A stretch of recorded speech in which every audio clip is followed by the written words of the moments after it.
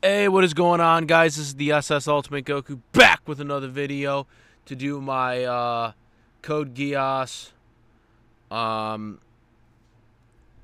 Rose of the Recapture episode 3 English dub review.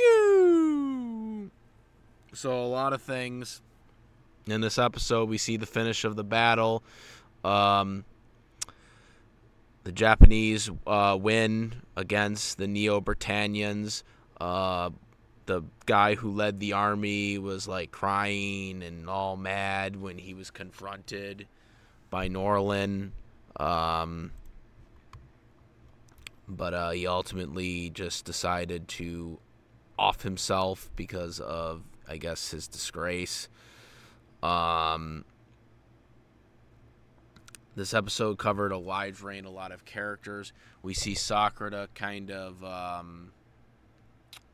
do I put this, kind of relaxing herself as herself rather than being Rose. They had some fan service in this.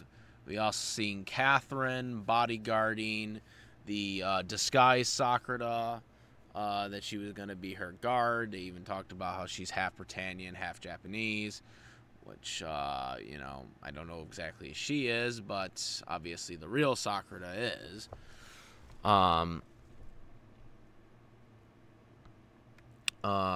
We also seen the return of the Black Knights. We did see some new characters. There were, you know, we seen the Black Knights talking to the United Federations of Nations. They're still using those flags from the Federation of Nations, which, you know, you got some new members for that. We also see the Seven Houses of Kyoto princess back in the running. We see her. She doesn't look any like she doesn't look any different than she's you know, from when she was like in Code Geass. Even though 5 years have taken place, and she's supposed to at least be like 21, I would say now, because 5 years have taken place. But that just could be an animation mistake there. But Kagyo, and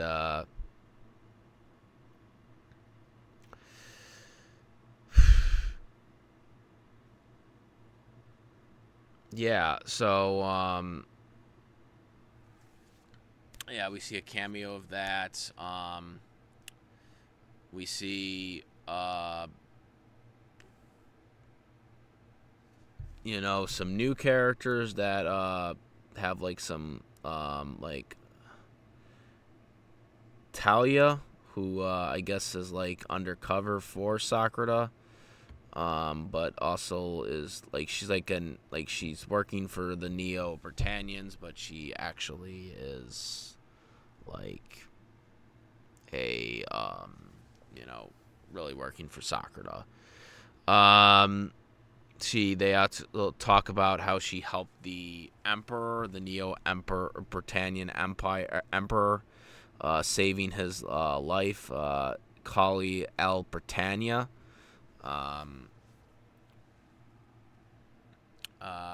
Ultimately, in the episode, he actually, I guess, he dies later on in the episode, but they do show some interactions with him and Natalia, and there was that going on. They introduced some nightmares, which Rose has to pick who's going to be the ace. I'm assuming it's going to be Hyuga, who is aka Black Cat, because it seems like she's filling that role.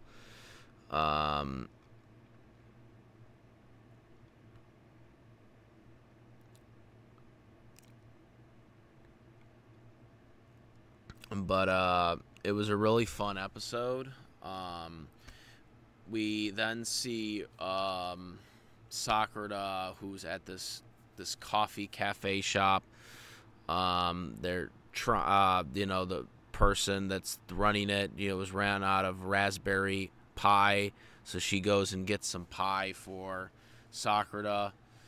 But she also explains to Natalia like how her whole Geass thing works, and they kind of get briefly into the whole like thing, of how she gets this power and whatnot.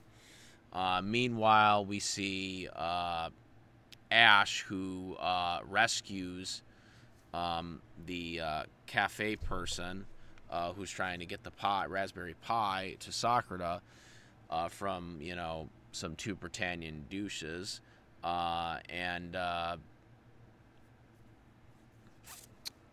So he rescues him, then he brings him to the tea shop, and he sees Sakura, and he immediately starts to blush, and he like falls in love with her, which is kind of weird since in the last episode we were talking about how he's being Geassed by her right now, and is just basically using him to like kill him or whatnot. So this is going to be kind of an interesting dynamic because, Ash doesn't know that Rose, the younger brother, his fake younger brother, is a fake younger brother set up by Sakura. So he doesn't know any of this, and now he is falling in love with her. And even later in the episode, he says, I think I've fallen in love. He tells his fake brother Rose this, who is just Sakura in disguise. So now she's starting to get suspicious of this as well. So that's kind of going to be an interesting dynamic, especially since in the last episode it was revealed that Sakura used the Geass on him to be Rose's brother or whatever. So that's going to be an interesting plot point for them, because the whole plan is for Sakura, when she succeeds with her plan or whatever, is she supposed to now kill Ash Phoenix, because Ash Phoenix is some snob Britannian or whatever, and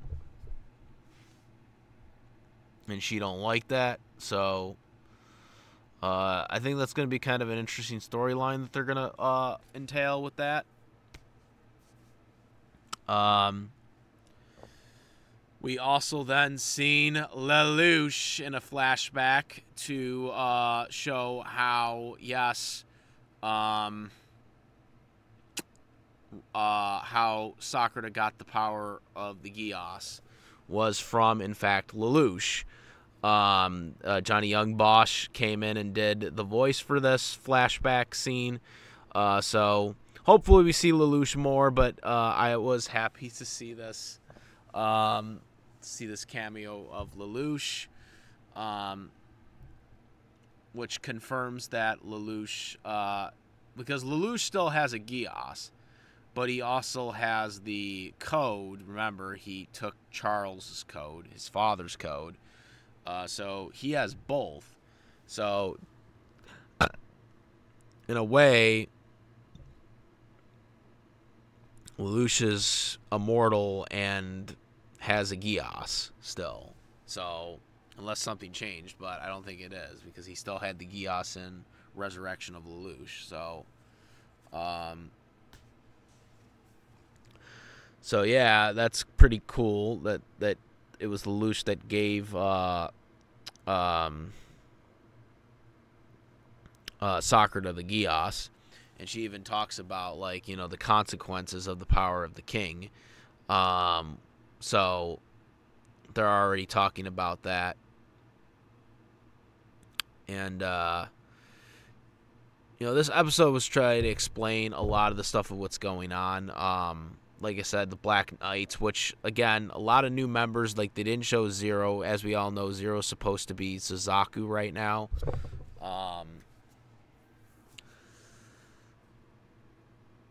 That was the whole. Well, no, but they did do the movie. But I think Suzaku's supposed to disguise himself still as Zero for like those type of affairs, unless Lelouch is now taking the reins on it again. But if he's doing like giving out Geass like powers to people, then he obviously wouldn't be able to do that. Also, let's not forget that Lelouch also is kind of with Cece now, so I'm sure they have to live their lives right now. Cece gotta be like doing some other stuff. I still hope Cece Lelouch and Lelouch had kid. Like that was like one of the theories. Like, man, if these guys if they get married, like, are they gonna have like a kid? Like, I always had that theory. It was like, how is that gonna work since they're like immortal or whatever? Since their codes get reset or whatever when they die. I guess if they don't die, I guess it could still, while they're like doing it, that I guess they could still have the kid. But that was like one of the theories that I had, because I'm like, man, these two gotta have kids so they can like they would be the first ever. It would be the first like king couple right there. It'd be the first king couple. But anyways, let's get back to the episode. So I guess it was announced at the end of the episode that apparently the Emperor, which they kind of put a lot into this episode, Kali Al Britannia, died. And so because of this, Sakuya, well, the decoy Sakuya, who is posing as the princess, will now take the throne, which I think this is kind of weird because, I mean, like, she's like half Britannian, half Japanese. Well, not this decoy Sakuya, but the real Sakuya. But she is the one that they think is Sakuya. So I just don't understand, like what they're going with this one, because I mean they disgrace against Japanese, this Neo-Britannian government. So I don't understand why that they would make her the emperor, but they are, which I guess, at least from the episode, it seems like the Emperor is like a figurehead, because, I mean, Callius Al Britannia wasn't really doing anything powerful, and I can't imagine that this decoy Sakuya is going to do anything that's powerful. I think Norlin is the one who really is running the country, if I'm being completely honest, because he's like the one that's like doing everything. That's at least what I'm getting at from this episode, is that they have these figureheads. Now, the one thing that's really also weird to note is that they said that Sakuya, when she gets the throne, that she would be the 101 Emperor of Britannia, which means that the Neo-Britannian government believes that Britannia, like, they're counting the Britannian continuities of the emperors from the original Britannian government, but that would also mean that they don't acknowledge, because Charles was the 98th emperor, Lelouch was the 99th emperor, and then in theory Nonali is the 100th emperor, right? So since they're claiming that Callius Al Britannia is the emperor, and then Sakuya is the 101st emperor, then that would mean that they don't acknowledge that Nonali was an emperor. I guess, because, like, that doesn't make any sense. Because, again, if they're counting the numbers from the original Britannian government and acknowledging those as past emperors, then that would mean that Nonali was the 100th emperor. and that would mean that this guy, this Kali El Britannia, would have been the 101st emperor, which means Sakuya would have been the 102nd emperor. But they are not doing that, so that means they don't acknowledge Nanali was an emperor. So that was something that I wanted to point out because I just thought that was really interesting to note from the past series. And again, they also explain, Natalie explained to why, she's doing all this, or why Sakura's doing all this to help rescue the decoy one. And she, but obviously now with her being the emperor, it's going to be even harder to get her, to rescue her, as the emperor. So, yeah. A really good episode overall. Got the plot moving forward. You've seen some of the classic characters from the original Lelouch, or from the original Code Geass series. Hopefully we'll get to see some more in the future. Even if they're cameos, I would like to see some more Code Geass characters in this, as well as how many episodes are coming out. So yeah. Overall, I did like this episode. I thought this kind of put the balance for the episode to where the plot is going, and what from the old characters and moving forward in the motions for the things that need to happen. We've seen some of the stuff from the Black Knight, so we know where the Black Knights are. You see the United Federations of Nations talking to Black Knights, even though there's some new soldiers and new uniforms for the Black Knights too, because when you think of the Black Knights, they have that traditional Black Knight army uniform. The people that were talking to the United Federations of Nations weren't wearing that. They were wearing something different. So there's kind of some type of expansion. Zero was not there, which is kind of interesting. Again, Zero might be more of a figurehead at this point than an actual commander right now, because obviously the way Lelouch made the Black Knights, he made it into Lelouch's image, or into Zero's image. So Zero is obviously the foundation when it comes to the Black Knights. However, I don't think he's running the Black Knights anymore. He is more of a figurehead to rally the troops of his miracles, because of the whole, he's a miracle worker thing. But now they got some new people in there that are really running the show. At least that's what I got from that Black Knight scene.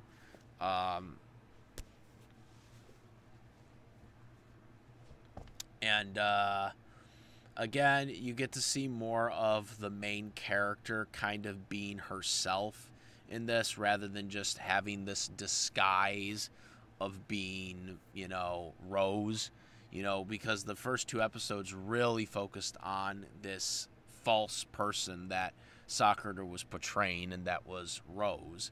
Where in this episode, we got to see more of Sakuya and who she is as a character, and what she is. At the end of the day, she's a woman, that, she is a princess, but, obviously she obviously doesn't really view herself as a princess, but she's just trying to be an ordinary person, trying to save the, person who's posing as her in the, as, her being the princess for the Neo-Britannian Empire.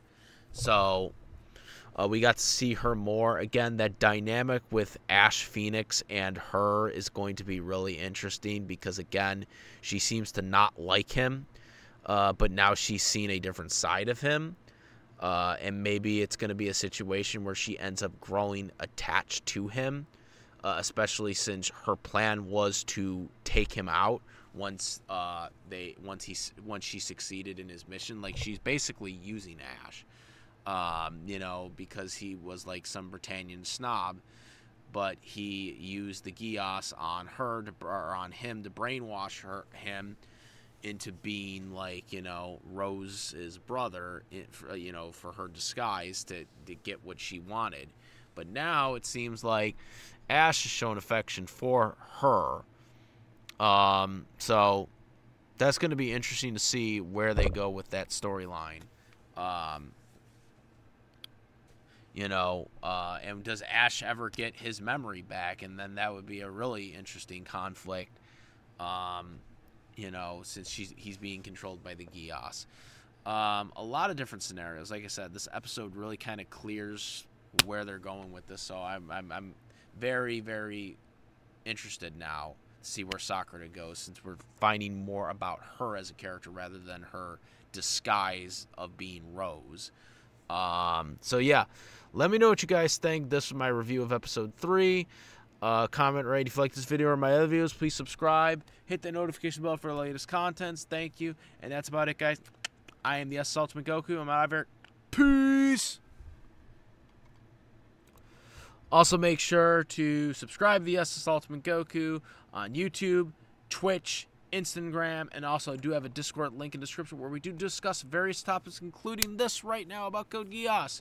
So yeah, make sure to go there. Also, I do have a tier list for the YouTube membership, so make sure to check that out if you are interested in being a YouTube member. So now I'm out. Peace.